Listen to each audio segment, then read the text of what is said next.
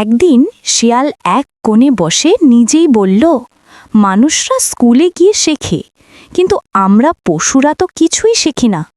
যদি পশুরাও শেখে একসাথে থাকা আর বুদ্ধি ব্যবহার করা, তাহলে বনটা আরও সুন্দর হবে। এই ভেবে শিয়াল তৈরি করল এক চমৎকার জায়গা। পাতা, বাঁশ আর কাদামাটি দিয়ে বানালো শেয়ালের পশু স্কুল। খবরটা ছড়িয়ে পড়ল গোটা বনে।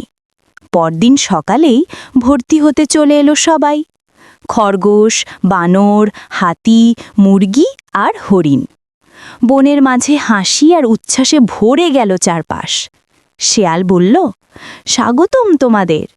আজ থেকে সবাই একসাথে শিখবে কিভাবে বন্ধু হয়ে কাজ করতে হয়।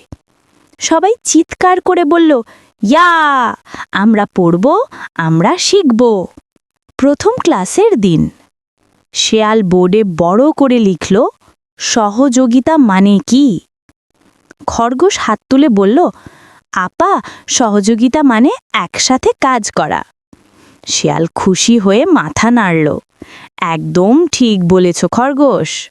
কিন্তু তখনই বানর টেবিলের নিচে কলা লুকিয়ে রাখল। সবাই হেসে উঠল।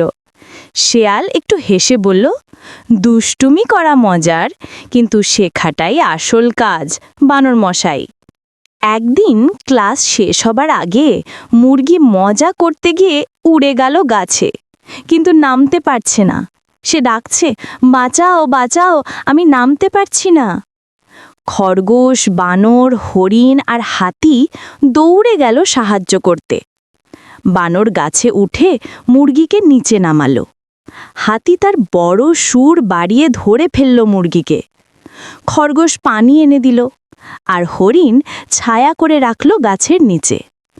সবাই মিলে খুশিতে চিৎকার করে বলল, আমরা একসাথে পারি।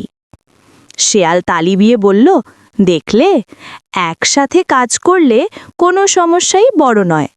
এটাই সহযোগিতা, একে অপরের পাশে থাকা। সেদিন বিকেলে সবাই স্কুলের সামনে একটা ব্যানার বানালো। বড় অক্ষরে লেখা, একসাথে থাকলে জয় আমাদের। সবাই হাসল, নাচল, আনন্দে ভরে গেল বনটা। সূর্য তখন ধীরে ধীরে গাছের পেছনে ডুবছে। সব পশু গাছতলায় বসে আছে, শেয়াল বই খুলে গল্প পড়ছে। সে বলল, দুষ্টুমি করা খারাপ নয়, কিন্তু শেখার ইচ্ছা আর সহযোগিতার মনটাই আসল শক্তি। সব পশু চুপচাপ শুনছে, কেউ হাসছে, কেউ মাথা নাড়ছে।